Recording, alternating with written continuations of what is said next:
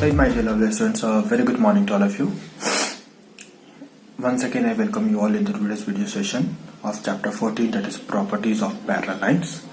As you all studied in the last class about the properties of parallel lines, so first of all we will again start on with the basic concepts so that you all can understand it clearly, and then we will move on with few questions. सबसे पहले last class में हम लोगों ने जो पढ़ा था सबसे पहले उनको एक बार फिर से रिवीजन करेंगे। उसके बाद हम लोग आज के सेशन में और आगे कुछ क्वेश्चंस को देखेंगे। So do watch the complete video so that you can understand it very clearly. So let's start with properties of parallel lines.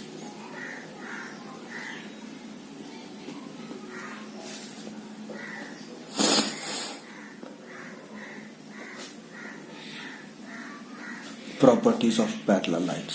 Okay, तो लास्ट क्लास में हमने क्या पढ़ा था कि अगर आपके पास कोई भी दो पैरेलल लाइन है, मान लीजिए एल नाम है और एक एम, और इन दोनों को अगर कोई ट्रांसवर्सल टी कट कर रहा है, सब हमने पढ़ा था कि पैरेलल लाइन क्या होता है, ट्रांसवर्सल क्या होता है। तो मान लीजिए आपके पास दो पैरेलल लाइन है एल और एम, और इन दोनों को कोई ट्रांसवर्सल टी जो है वो कट कर रहा है, तो कितने एंगल्स बनेंगे? 8 angles, 1 2 3 4 5 6 7 8.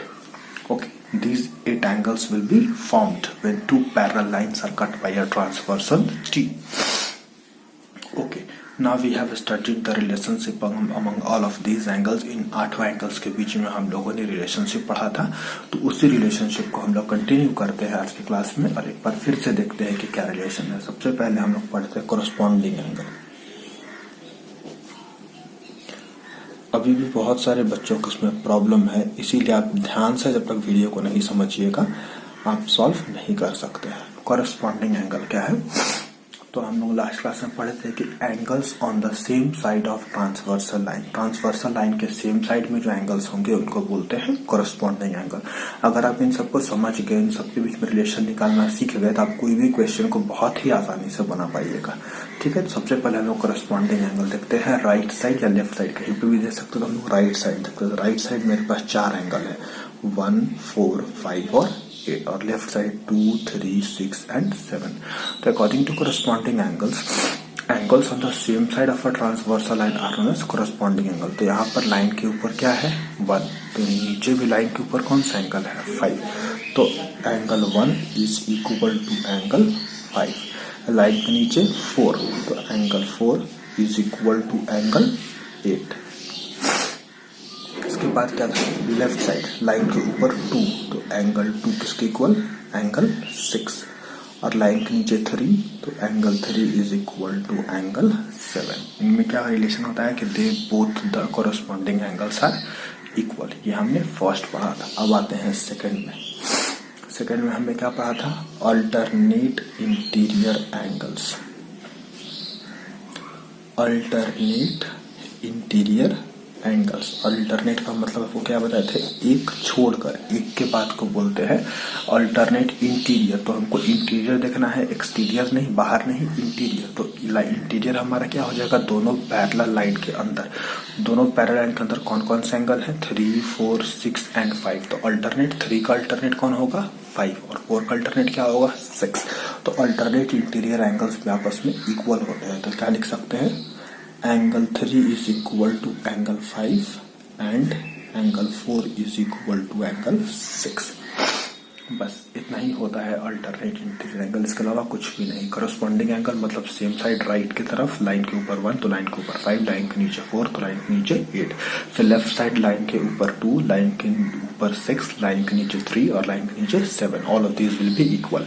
Alternate interior angle, interior का मतलब अंदर, तो किसके अंदर? दोनों पैरेलल लाइन के बीच में अंदर। तो 4 का अल्टरनेट क्या हो जाएगा? 6 क्रॉस मल्टीप्लाई, और 3 का अल्टरनेट क्या हो जाएगा? 5। आपको क्रॉस याद रखना है। ओके, अब हम लोग आते हैं alternate exterior angle. Okay, I am sliding the figure. Next आता है हमारा अल्टरनेट एक्सटीरियर एंगल। तो अल्टरनेट एक्सटीरियर एंगल क्या होता है? क्रॉस मल्टीप्लाई, लेकिन इंटीरियर अंदर नहीं, इस बार बाहर। तो एक्सटीरियर एंगल कौन कौन से है?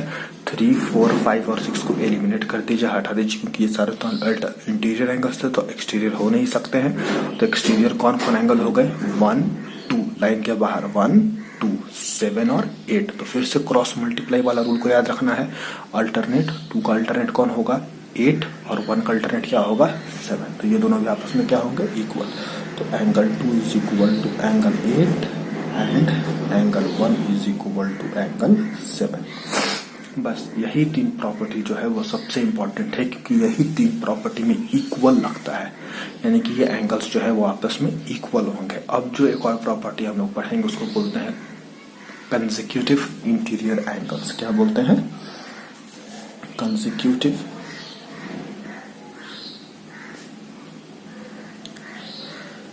Interior consecutive interior angles. Consecutive का मतलब होता है लगातार। अब लगातार एक्सटीरियर नहीं होगा, कहाँ होगा? इंटीरियर। तो फिर से अपने इंटीरियर को याद रखना है। तो इंटीरियर में कौन कौन से एंगल थे? 3, 4, 5 और 6 लगातार, यानी कि on the same side of transverse line. तो 3 के जस्ट बगल में कौन हो जाएगा? 6 और 4 के जस्ट बगल में कौन हो जाएगा? 5। तो क्या लिख सकते हैं? Angle 3 plus angle 6 is equal to 180 degree. ये दोनों आपस में कंसेक्यूटिव इंटीरियर एंगल, जिसको हम लोग कोई इंटीरियर एंगल्स भी बोलते हैं, ये आपस में इक्वल नहीं होते हैं। यही एक प्रॉपर्टी में अलग है, इनका सम होता है 180 डिग्री। तो 3 प्लस 6 कितना हो जाएगा? 180। सिमिलरली 4 प्लस 5 कितना हो जाएगा? 180 डिग्री। तो angle 4 plus angle 5 is equal to 180 degree. यही 4 इंपॉर्टेंट प्रॉपर्टी है जो आपको पढ़ना है। Corresponding angle, alternate interior angle, alternate exterior angle और कंसेक्यूटिव इंटीरियर एंगल। इसी को बोलते हैं को। कंसेक्यूटिव का CO को और INT इंटीरियर एंगल्स का सिंबल तो आप सबको देने आता है। तो कंसेक्यूटिव इंटीरियर एंगल्स। ओके, तो हम लोग इस तरीके से लिखते हैं कंसेक्यूटिव इंटीरियर एंगल को को इंटीरियर एंगल्स। तो यही 4 इंपॉर्टेंट प्रॉपर्टी आपको पढ़ना है। और लास्ट चैप्टर, जो बच्चे लास्ट चैप्टर देखे होंगे उनको 2 प्रॉपर्टी वहां से समझ में आया होगा। एक था वर्टिकली अपोजिट एंगल, वो कब बनता है? जब 2 लाइन आपस में इंटरसेक्ट करते हैं किसी भी एक पॉइंट पर, तब बनता है वर्टिकली अपोजिट एंगल। और अगर स्ट्रेट लाइन के ऊपर एक रे हो तो उन दोनों एंगल्स जो फॉर्म करते हैं उन दोनों का सम कितना होता है? 180 डिग्री लीनियर पेयर। तो अगर हम लोग उस प्रॉपर्टी को इसमें समझें तो क्या हो जाएगा? 1 किसके इक्वल होगा? 3 वर्टिकली अपोजिट एंगल, 2 किसके इक्वल होगा? 4 वर्टिकली अपोजिट एंगल, 6 किसके इक्वल होगा? 8 वर्टिकली अपोजिट एंगल, 5 किसके इक्वल होगा? 7 vertically opposite angle, just opposite. और लीनियर पेयर, सारे ही लीनियर पेयर होंगे। 1 + 2 कितना? 180। 2 + 3 कितना? 180। क्यों 180? क्योंकि टी भी तो एक लाइन है, स्ट्रेट लाइन है। 3 + 4 भी 180 और 1 + 4 भी 180। सिमिलरली 5 + 6 भी 180 हो जाएगा, 6 + 7 भी 180, 7 + 8 भी 180 डिग्री और 5 + 8 भी कितना? 180 degree, because these all are on a straight line. Okay, तो वो दोनों प्रॉपर्टी हम लोग प्रॉपर्टीज ऑफ पैरेलल लाइन्स में इंक्लूड नहीं करते हैं, but whenever we solve question we include them as a important property. तो आपको इस चैप्टर में पैरेलल लाइन के प्रॉपर्टी में आपको 4 प्रॉपर्टी बहुत अच्छे से याद रखना और हर वक्त दिमाग में रखना है। जो बच्चे इसको सही तरीके से खुद लिखेंगे, खुद से सॉल्व करेंगे, 1 2 3 नाम देके, ABCD नाम देके, कुछ भी नाम देके, खुद से इसको दिन भर में अगर 3-4 बार भी ऐसा कर लेंगे तो उनको हमेशा के लिए याद हो जाएगा। Corresponding angle, alternate interior angle, alternate exterior angle और consecutive interior angles. Okay, I hope it is clear to you all.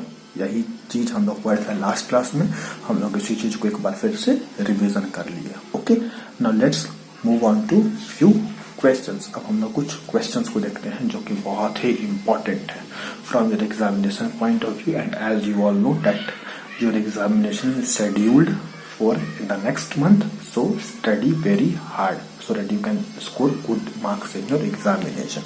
जो बच्चे ये सोच रहे हैं कि लॉकडाउन में पढ़ाई नहीं हो रहा है, स्कूल खुला ही नहीं है, तो क्या पढ़ाई करेंगे?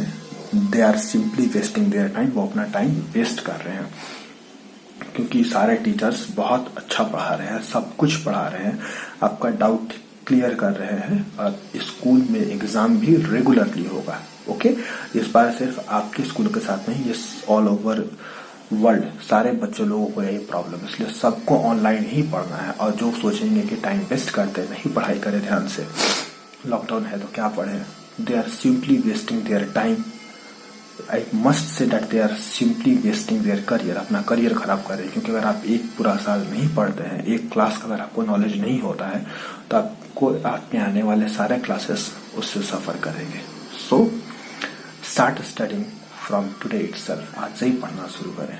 और अगर आपको वीडियो देखकर समझ में आता है, if it is very much clear to you all, then solve all the homeworks and send me your work, and also comment me your name in the comment section of YouTube so that I can know that who have watched my video. And if you like the contents of my channel, if you prefer seeing my videos, kindly subscribe my channel. Okay, so let's start with the first question for today's session. The first question which I am taking today is a very simple question.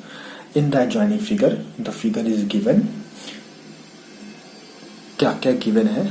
Let me first write the given thing. OA parallel to EC, OA और EC parallel है, and OB parallel to ED. The figure is somewhat like this. Figure ऐसा है.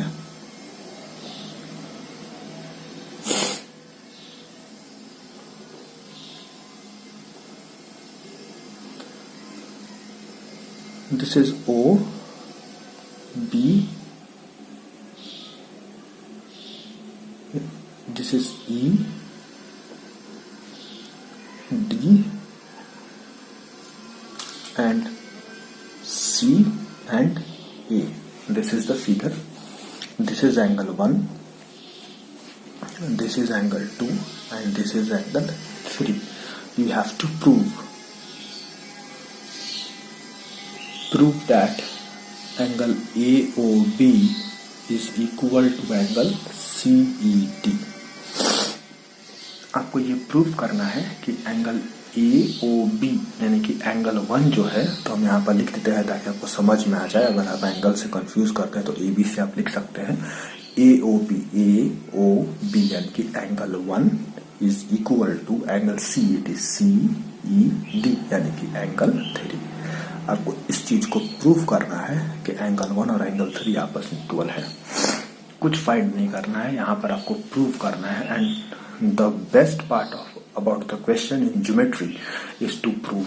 Geometry is mainly about proving. Geometry में कभी भी find करने के लिए हायर क्लासेस में नहीं आएगा, क्वेश्चंस भी नहीं होते हैं, बहुत कम होते हैं। What you have to do, you have to mainly prove all the questions, की प्रूव करिए कि ये इसके बराबर है। ओके, तो जो बच्चे अभी से ध्यान देंगे वही क्लास 9th में और इवन 10th क्लास में अच्छा स्कोर कर पाएंगे। Okay, so this is your question. Question को अच्छे से देख लीजिए। क्या क्या दिया हुआ है कि OA पैरेलल टू EC के पैरेलल है, ये दोनों आपस में पैरेलल है। And OB parallel to ED, OB और ED जो है वो आपस में पैरेलल है। ओके, तो आप ध्यान से देखिए और समझिए कैसे सॉल्व कर सकते हैं। Okay, let's see. OA और EC अगर पैरेलल है तो क्या इन दोनों पैरेलल लाइन को ये OB ट्रांसवर्सल कट कर रहा है? इस लाइन को और आगे बढ़ा लेते हैं अगर आपको कंफ्यूजन हो तो। अगर और आगे बढ़ा ले कोई प्रॉब्लम नहीं है, फिर भी ये दोनों लाइन आपस में क्या है, पैरेलल। और इसको कौन कट कर रहा है? एक ट्रांसवर्सल OB कट कर रहा है। अब आप ध्यान से देखिए फिगर के उस साइड से, यहाँ भी एंगल लाइन के नीचे 1 और यहाँ भी लाइन के नीचे 2। और ये एक लाइन जो इन दोनों पैरेलल को कट कर रहा है, ये ट्रांसवर्सल है। तो ट्रांसवर्सल के राइट साइड लाइन के नीचे 1 और लाइन के नीचे 2 बताए थे ना। लाइन के नीचे अगर दोनों सेम होगा तो कैसे एंगल्स होंगे? Corresponding angle. तो कुछ भी नहीं लिख सकते हैं, सिर्फ लिख देंगे angle 1 is equal to angle 2। इसको फर्स्ट कर देते हैं और रीजन क्या लिख देते हैं? Corresponding angle. इतना साफ साफ लिखना है कि एग्जामिनर आपका जो भी कॉपी चेक करे उसको समझ में आ जाए कि ये बच्चा क्या बतलाना चाहता है। आपको भारी भरकम शब्द का इस्तेमाल नहीं करना है, एकदम शॉर्ट एंड प्रिसाइज सही शब्दों का इस्तेमाल करना है और सिंपल शब्दों का इस्तेमाल करना है। तो एंगल 1 किसकी इक्वल हो गया? एंगल 2। और इसको फर्स्ट कर दी क्योंकि ये मेरा फर्स्ट इक्वेशन है जो हमने खुद से बनाया है। ओके, अब हम लोग आगे आते हैं।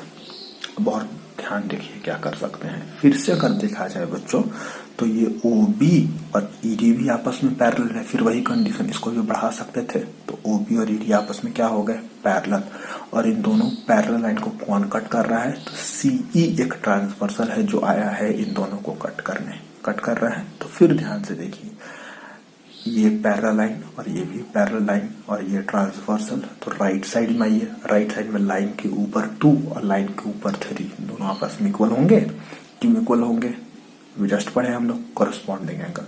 तो फिर क्या लिख सकते हैं, angle 2 is equal to angle 3। इसको हम लोग सेकंड कर देते हैं क्योंकि ये सेकंड बात है जो हम लोगों के द्वारा बनाया गया है।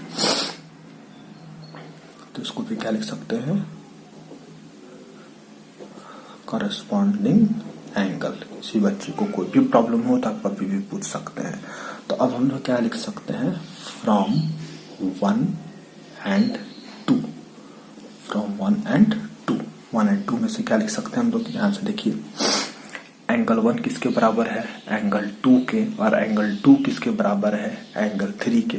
तो क्या इस 2 के जगह पर 3 को रख सकते हैं, क्योंकि बोल रहा है कि 1 2 के बराबर है, और 2 किसके बराबर है, 3 के बराबर है, तो 3 को यहां रख सकते हैं। A जो है वो B के बराबर है और B जो है वो C के बराबर है, तो B के जगह पर हम लोग C रख सकते हैं क्योंकि B किसके बराबर है, C के बराबर था।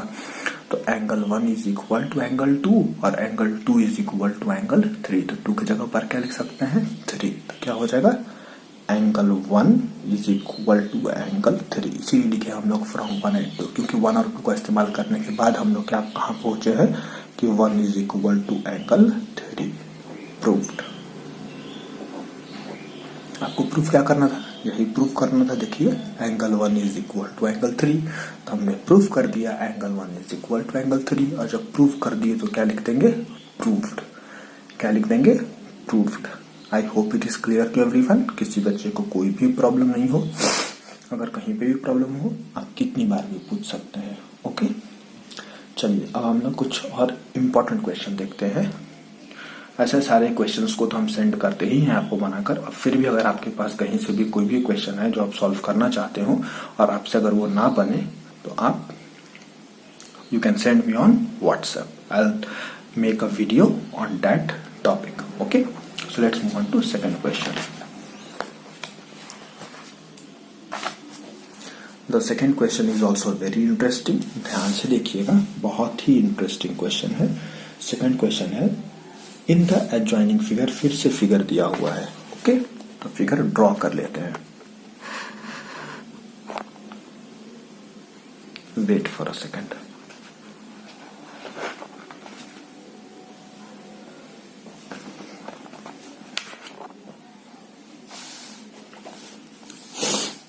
आपका फिगर है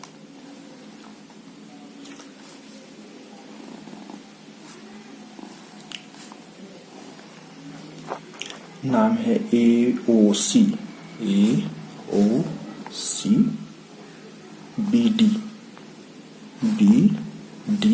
यहाँ पे एंगल, यहाँ पे एंगल और यहाँ पे एंगल, 108 डिग्री और 120 डिग्री। ओके, क्या दिया हुआ है, given AB parallel to CD, ये लाइन AB और CD जो है वो आपस में पैरेलल है।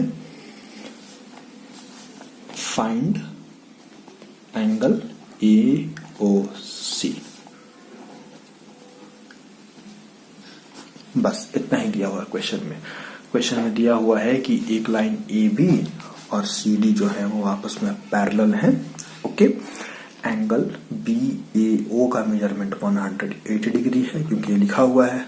DCO का मेजरमेंट 120 डिग्री है और आपको फाइंड करना है एंगल AOC।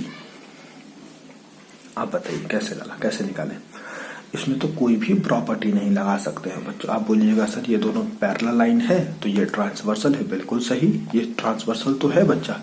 इस पैरेलल लाइन को कट कर रहा है, इस पैरेलल लाइन को कट कर रहा है क्या, बहुत आगे बढ़ाएंगे ना तब जाकर इस पैरेलल लाइन को कट करेगा, है ना। तो हम लोग कैसे सॉल्व कर सकते हैं ऐसे क्वेश्चन को, आप ये बताइए। बहुत आसानी से सॉल्व कर सकते हैं। जिस भी क्वेश्चन में अगर नहीं दिया हुआ तो आपको दिमाग लगाकर खुद से कंस्ट्रक्शन करना पड़ेगा। तो हम लोग क्या कंस्ट्रक्शन करते हैं कि इस AB और CD के पैरेलल हम लोग एक और लाइन खींच लेते हैं जो कि पॉइंट O से पास करता हो। इसका नाम दे दीजिए P और Q। तो क्योंकि हम लोग कंस्ट्रक्शन किए हैं, ये दिया हुआ नहीं था खुद से, तो हम लोग लिख देते हैं कंस्ट्रक्शन। हम लोग किसी भी ज्योमेट्रिकल क्वेश्चन में खुद से कंस्ट्रक्शन कहीं पे भी कर सकते हैं, बस वो सही होना चाहिए और लिखना पड़ेगा कि कंस्ट्रक्शन हमने किया है। तो क्या कंस्ट्रक्शन किया है? PQ पैरेलल, किसके पैरेलल? सबसे पहले तो AB के parallel and PQ parallel to CD। हमने एक ही लाइन बनाया और वही एक लाइन दोनों के पैरेलल हो गया। PQ बनाया तो PQ AB के भी पैरेलल हो गया और CD के भी पैरेलल हो गया। अब क्या करें? अब हम लोग सॉल्व करेंगे। अच्छा एक बात ध्यान से देखिए बच्चा, अगर हम लोग PQ बनाए तो ये AB के भी पैरेलल और CD के भी पैरेलल, तो क्या ये एंगल O को डिवाइड कर रहा है? क्योंकि ये कंस्ट्रक्शन किए तो ये एंगल O को 2 इक्वल पार्ट्स में डिवाइड कर रहा है। तो लिख तो दिए हम लोग PQ parallel to B and PQ parallel to C। तो वो ये भी लिखेंगे PQ divides angle AOC into 2 parts. कितने पार्ट्स में डिवाइड करता है? 2 पार्ट्स में। Okay, I hope it is clear to everyone. किसी को कोई भी प्रॉब्लम नहीं होगा। ओके चलिए, PQ जो है वो इस पॉइंट O को 2 पार्ट्स में अगर डिवाइड कर दे तो ऊपर वाले पार्ट को हम लोग X मान लेते हैं और नीचे वाले पार्ट को क्या मान लेते हैं? Y मान लेते हैं। मान सकते हैं, कोई भी प्रॉब्लम नहीं है। जब X और Y मान ले तो लिख देंगे क्या? Angle AOQ। AOQ कितना हो गया? X डिग्री एंड देयरफॉर लिख दीजिए and COQ and angle COQ is equal to Y degree. हम लोग कंस्ट्रक्शन किए खुद से तो 2 एंगल बन गया। ध्यान से समझिए, ये क्वेश्चन दिया हुआ था, हमने एक लाइन PQ बना लिया पैरेलल। किसके पैरेलल? AB के पैरेलल और CD के पैरेलल। जब बनाए तो पॉइंट O से पास किया तो पॉइंट O के पास एक एंगल था, बड़ा सा एंगल AOC, और इसी को हमने डिवाइड कर दिया 2 पार्ट में। अब 2 पार्ट में डिवाइड कर दिया तो एक पार्ट का नाम X और दूसरे पार्ट का नाम क्या हो गया? Y। या कुछ भी लिख सकते हैं। तो मैंने बस उस एंगल को नीचे लिख दिया AOQ। ध्यान से देखिए, AOQ कितना हो गया? X और COQ कितना हो गया? Y। अब कैसे सॉल्व करेंगे? अब बहुत आसानी से सॉल्व हो जाएगा। सबसे बारी बारी से सॉल्व करते हैं। AB किसके पैरेलल? PQ के parallel. AB parallel to PQ, और इन दोनों को कौन काट रहा है? ध्यान से देखिए, पैरेलल बड़ा सा AO काट रहा है दोनों को। तो AB parallel to PQ and AO is transversal हो गया। तब कौन सा प्रॉपर्टी लगेगा? ध्यान से सोचिए, ये लाइन पैरेलल है, ये भी लाइन पैरेलल, दोनों को कट कर रहा है। दोनों राइट साइड दोनों लाइन के नीचे है। ये लाइन के ऊपर और ये लाइन के नीचे, मतलब दोनों इंटीरियर एंगल्स में है और एक साइड। तब दोनों का सम कितना होगा? 180 डिग्री। रीजन क्या होता है? को इंटीरियर एंगल्स, आपने अभी पढ़ा है। तो क्या लिख सकते हैं? Therefore angle BAO, therefore angle BAO plus angle AOQ, angle AOQ is equal to 180 degree और रीजन को इंटीरियर एंगल्स। आई होप आपको समझ में आ गया होगा। BAO और AOQ दोनों को मिलाकर इन दोनों का सम कितना होगा? 180 डिग्री। तो BAO कितना है? 180 डिग्री दिया हुआ है, प्लस AOQ कितना है? हमने X माना है। AOQ equal to X, degree is equal to 180 degree. तो X is equal to 180 degree minus 180 degree. तो 10 में से 8 गया 2, 17 में से 10 गया 7। X इज इक्वल टू कितना गया? 72 डिग्री। फर्स्ट करते कोई प्रॉब्लम नहीं है, समझ में आ गई पहली बात, x निकल गया। अब क्या निकालना है, y। तो सिमिलरली जैसे x निकाले उसी तरीके से क्या निकाल सकते हैं, y निकालने के लिए क्या होगा, CD किसके पैरेलल है, PQ के पैरेलल लिख देते हैं अगेन, या फिर सिमिलरली लिख दीजिए इसी तरीके से, CD किसके पैरेलल, PQ के पैरेलल एंड CD किसके पैरेलल, PQ के पैरेलल, और इन दोनों को कौन सा लाइन कट कर रहा है, CO। कौन कट कर रहा है, CO। तो and CO is transversal. Okay, CD और PQ आपस में पैरेलल हो गया तो CO क्या हो गया, ट्रांसवर्सल। तो फिर से ध्यान से देखिए, तो angle DCO 120 degree plus COQ दोनों को मिलाकर कितना डिग्री, 180 डिग्री। कैसा एंगल, को इंटीरियर एंगल, जैसा ऊपर वैसा ही नीचे कंडीशन है। तो क्या लिख देंगे, therefore angle DCO plus angle COQ is equal to 180 degree horizontal को इंटीरियर एंगल्स। क्लियर है। DCO कितना दिया हुआ है आप सबको याद होना चाहिए, DCO कितना 120 और ये कितना है पाई। तो DCO is equal to 120 degree plus COQ is equal to y degree is equal to 180। तो y is equal to 180 minus 120 degree, तो y इक्वल टू कितना आ जाएगा, 60 डिग्री। y इक्वल टू कितना आ गया, 60 डिग्री। इसको हम लोग क्या कर सकते हैं, सेकेंड।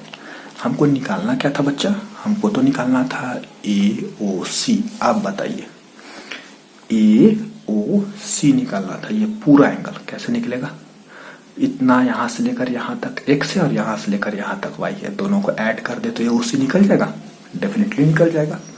तो क्या लिख देंगे, angle AOC is equal to x plus y। तो angle AOC is equal to x कितना आया है, फर्स्ट देखिए, फर्स्ट में कितना है x का वैल्यू 72 डिग्री और प्लस y की वैल्यू कितना है 60 डिग्री। तो 72 एंगल AOC 72 प्लस 60 डिग्री कितना हो जाएगा 2 और 30 132 डिग्री। तो hence angle AOC is 132 degree. This is our answer. I hope आप सबको समझ में आ गया होगा। किसी को भी अगर प्रॉब्लम हो तो वीडियो को रिवाइंड करके फिर से देख लें, ओके। और solve all of these questions in your copy very clearly, एकदम साफ साफ अपने कॉपी में आपको ये चीज सॉल्व करनी है। So that was all for the today's video. I hope आप सबको बहुत अच्छे से समझ में आया होगा। So let's wind up our today's session. We will meet in the next class of properties of parallel lines. Till then, thank you all. Have a good day.